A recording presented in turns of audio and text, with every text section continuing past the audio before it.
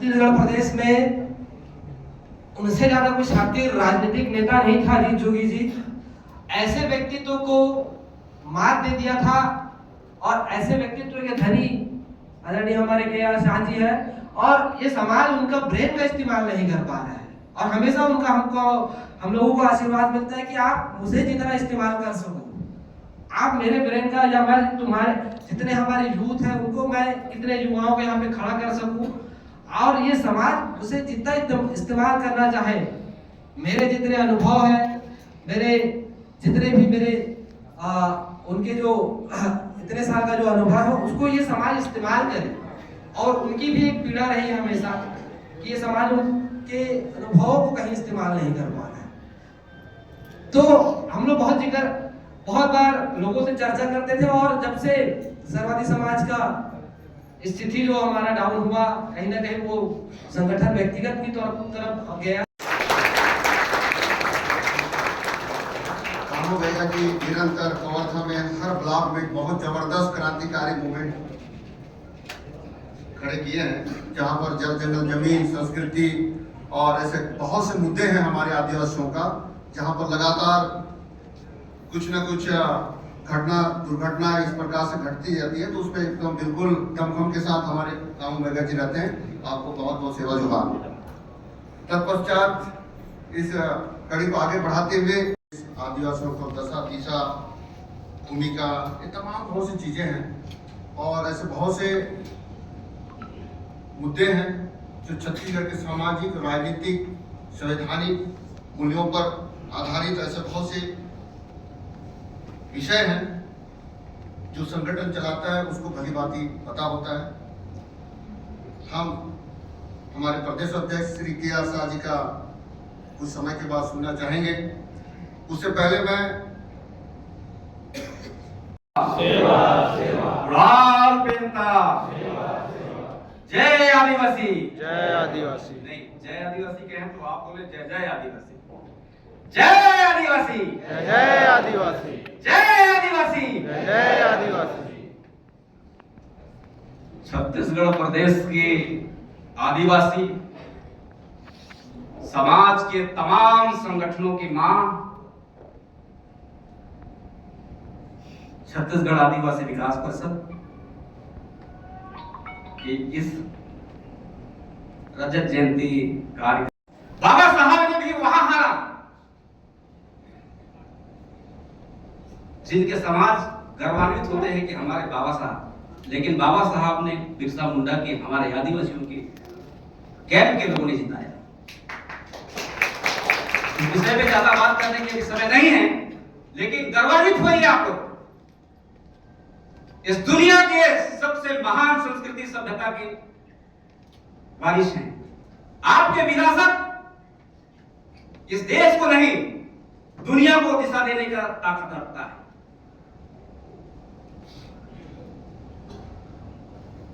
बहुत सारी बातें प्रदर्शन के माध्यम से आपने समझा होगा। आदिवासी विकास परिषद छत्तीसगढ़ राज्य बनने के बाद माननीय के.आर. साहब के नेतृत्व में जिस ऊंचाइयों पे जो तेजी से बढ़ने के काम हुआ, तो इस देश की प्रदेश की नहीं, इस देश के राजनीतिक लोगों ने जो पूरे देश के आदिवासी क्षेत्रों को अपने पॉकेट में रख लेना चाहते हैं, अपने कब्जे में रख लेना चाहते हैं, उनको चिंता हुआ। और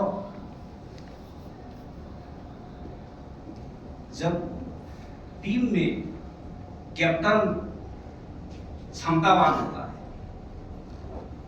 तो टीम को डैमेज नहीं करते, कैप्टन को डैमेज करते। नेतृत्व सेवा सेवा सेवा गुड़ी मायना सेवा सेवा गुड़ी मायना सेवा सेवा। हमारे तेजस्वी क्रांतिकारी बहुत ही बड़े सम्मानित हमारे मंच और यहाँ सभा में उपस्थित सभी क्रांतिकारी साथियों, आप सभी को क्रांतिकारी जोहार गुलगुला।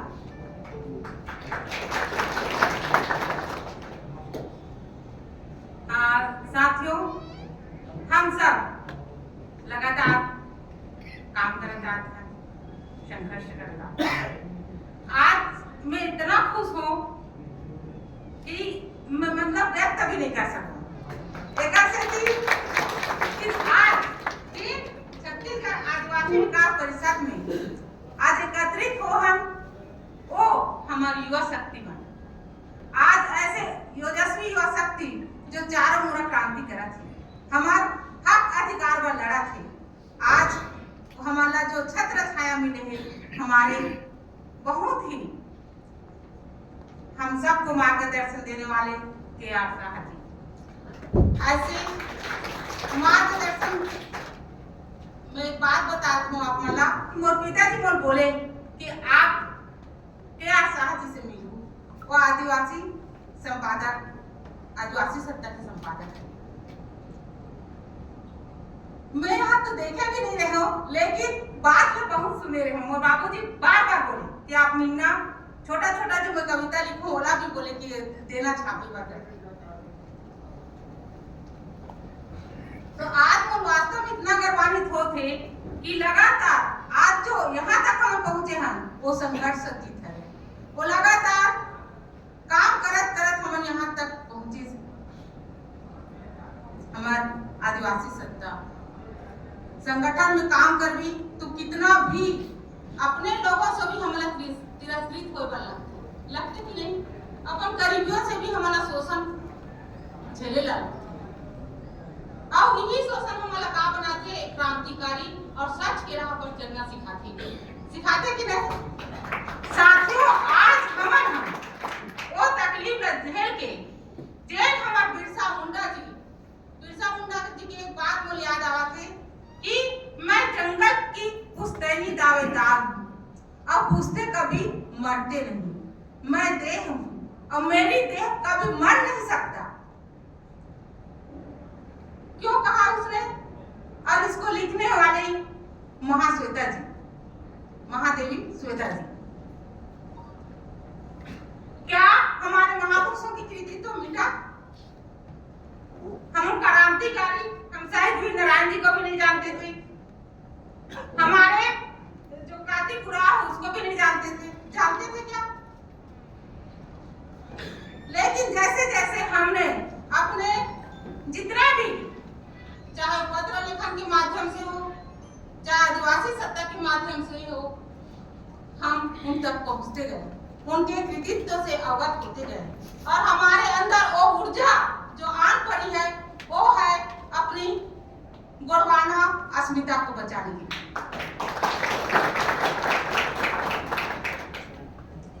साथियों आज की परिस्थितियां कितना दयनीय हो गई है। हमारे जल जंगल जमीन उद्योगपतियों के हाथों में चले गए हैं, जिनके जो वो कहते हैं ना कि जो देन है, क्या है वो? एक प्राकृतिक संपदा जो हमारे जीवन का आधार है,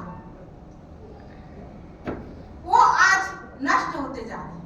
क्या नष्ट होने से सिर्फ आदिवासी खत्म होगा? क्या हवाएं को आदिवासी ही पीते हैं? इन तथ्यों को हम सबको समझना होगा। एक सिर्फ आदिवासियों की लड़ाई नहीं, हम सब की लड़ाई है। लेकिन इसको समझने वाले सिर्फ आदिवासी हैं, क्योंकि हमारे पुरख जो लगातार हमारे जल जंगल जमीन से हमको अवगत करा है। मेरे पिताजी बोलते थे कि 10 साल देखना, 10 साल तक देखना तो मतलब कि पानी का स्तर बहुत नीचे गिर जाता। लेकिन इन तथ्यों को हम तो समझते हैं, लेकिन आज ऊपर में बैठा व्यक्ति आज जल प्रपात कैसे ला रहा है हम सबके सामने।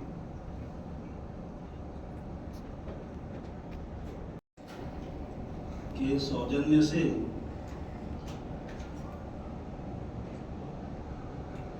आज हम सब लगभग 10-12 वर्षों के बाद राजधानी में इकट्ठा हुए हैं।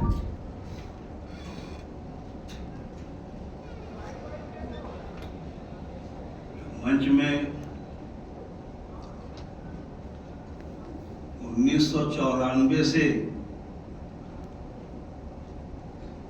जब मध्य प्रदेश आदिवासी विकास परिषद के बैनर पर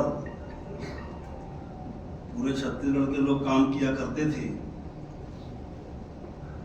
उसमें से कुछ जुझारू साथी छत्तीसगढ़ आदिवासी विकास परिषद के संस्थापक सदस्य भी रहे हैं। कुमरे जी हैं, राज जी हैं, कोटई जी हैं। एक बड़ी लंबी यात्रा है जो 1980 से प्रारंभ हुई। यहाँ जितने लोग बैठे हैं उनमें लगभग लोग 1980 में पैदा भी नहीं हुए होंगे।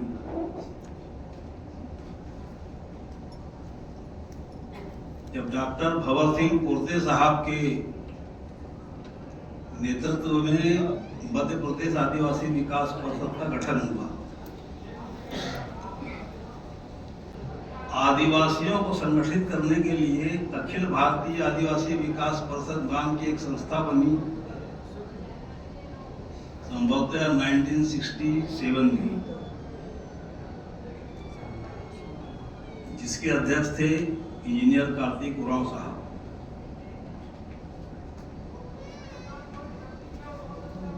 तब 1980 में देश में पहली बार आदिवासी समाज को संगठित करने के लिए ने अपनी सरकारी सेवाओं से मुझे रिजाइन करवा दिया। मैंने रिजाइन भी कर दिया। मैं पेंशन का टाइटल में नहीं था, ये जानते हुए कि मैं पेंशन का हकदार नहीं रहूंगा अगर रिजाइन कर दूंगा तो, क्योंकि मेरी सर्विस को 20 साल नहीं हुए हैं, तो मैंने रिजाइन कर दिया।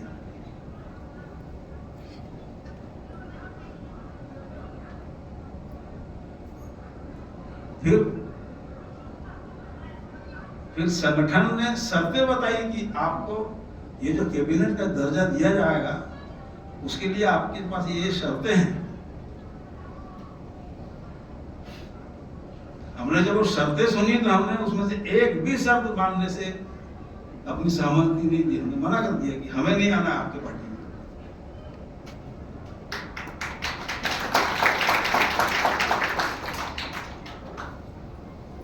तो फिर रमन सिंह बोले कि आपने तो रिजाइन कर दिया, संगठन की शर्तें मानने को आप तैयार नहीं हैं, तो फिर क्या करेंगे?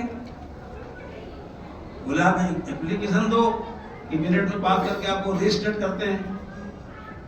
मैंने कहा आप मुझे नौकरी करना नहीं, इस नौकरी से मैं हमेशा परेशान रहा हूं। मैं भुक्तभोगी रहा हूं, मेरा परिवार रहा है, आर्थिक रूप से, मानसिक रूप से और शारीरिक रूप से हमने बहुत पीड़ा झेली है नौकरी में, समाज सेवा करते करते। तो मुझे नौकरी करनी नहीं है। तो बोले फिर कैसे काम चलेगा? मैं बोला वो मेरा विषय है। तो बोले मैं आपकी क्या मदद कर सकता हूं? बोले आप जो मदद कर सकते हैं करिए, मैं अपने परिषद में काम करूंगा, अपने संगठन को चलाऊंगा और जरूरत पड़ेगी तो आपके सरकार के खिलाफ भी लड़ूंगा। उसके बाद रमन सिंह जी ने हमारा कार्यालय खुलवाया, आर्थिक रूप से सहयोग किया और 1.5-2 साल के बाद में सुहेला कांड हुआ। याद हो? अब तो ये तो आप लोगों को याद होगा आज की पीढ़ी। आदिवासी विकास परिषद के बैनर तले उस थाने को जला दिया गया।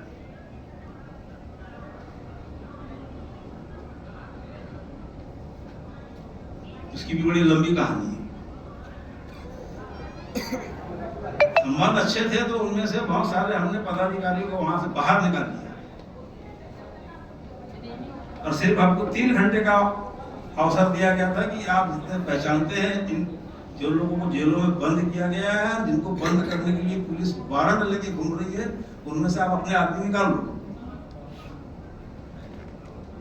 तो मैं जिनके नाम जानता था बहुत अच्छे से, मैंने उसमें टिक लगा दिया कि ये मेरे पदाधिकारी, इनको बाहर नहीं, तो बाहर है नहीं पुलिस पकड़ी। लेकिन तब तक दुनिया डॉक्टर रमन सिंह की सरकार से बढ़ने लगी।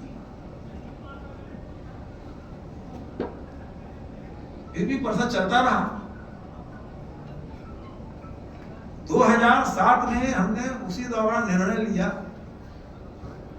कि सारे के सारे स्टेट गवर्नमेंट और भारत सरकार के ही पदाधिकारी कर्मचारी ही संगठन में हैं, ए से लेके जेड तक। ये किसी प्रकार की लड़ाई नहीं खड़ी कर सकते, तो भौतिक रूप से अब हम काम कर रहे हैं। और हमने 2007 में आदिवासी सत्ता पत्रिका का प्रकाशन प्रारंभ किया। अब ये करते करते हमने यहाँ आईएएस लोगों का भी कैडर करवाया। सरजेश मेंज साहब, धनंजय साहब, शिशुपाल सोनी साहब, नवाज सिंह भट्टाचार्य, सब तमाम जितने थे सबको एक जगह इकट्ठा करके कि अभी आपको सीखना है, तो सहमत हुए। इसी छत्तीसगढ़ आदिवासी विकास परिषद के बैनर पे जो बाद में सर्व आदिवासी समाज के किंग बने, इनका हमने कैडर करवाया। 10 बजे से लेकर के शाम के 5 बजे तक का।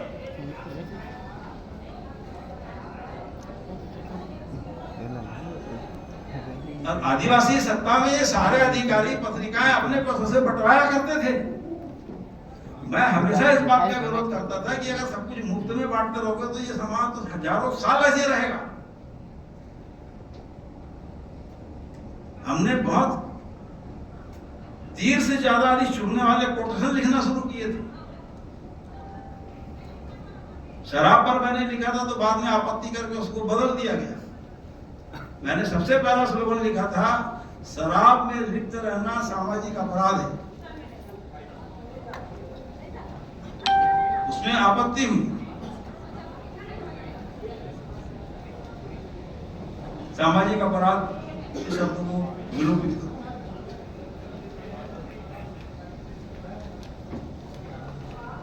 फिर हमने लिखा कि जब तक आदिवासी ये मुफ्त की रोटी तोड़ता रहेगा, मुफ्त की रोटी में पूरे सरकारी आरक्षण है, सरकारी नेताओं का सहयोग है, सामाजिक संगठन कुछ भी काम करेगा तो नेताओं से पैसे लेगा, मंत्रियों से पैसे लेगा, विधायक से पैसे मांगेगा। यानी कुल मिला के पूरा हमारा सामाजिक स्ट्रक्चर क्या है, उधार में।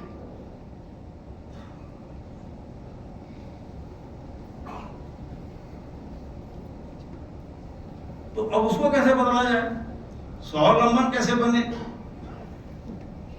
तो बौद्धिक चिंतन को बढ़ाने के लिए हमने आदिवासी सत्ता में पूरी ताकत लगाई, देश के बड़े बड़े बुद्धिजीवियों को उसमें जोड़ा, और यह पत्रिका धूम मचा दी जाकर के राजस्थान में।